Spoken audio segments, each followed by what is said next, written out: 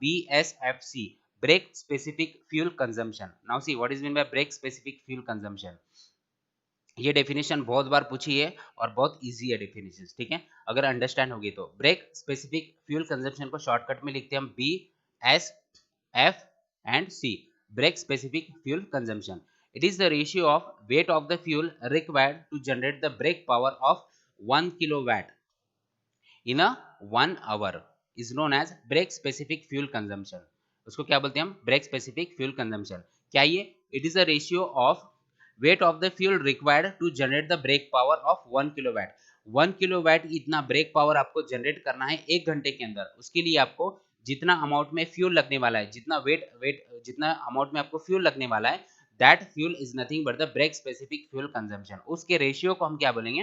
Will be known as a brake specific fuel consumption. मतलब brake specific fuel consumption मतलब क्या कि आपको 1 किलोवाट इतना अगर पावर प्रोड्यूस करना है इन 1 आवर, ठीक है, so at what amount of weight of the fuel will be required to generate the brake power generate करने के लिए, इतना ब्रेक पावर जनरेट करने के लिए जितना आपको फ्यूल लगेगा, उसके रेशियो को हम क्या बोलेंगे? That will be known as a brake specific fuel consumption. और इसका फॉर्मूला क्या है यहाँ पर? Brake specific fuel consumption can be find out by the formula that is the weight of the fuel to the brake power into 1 hour, ठीक है।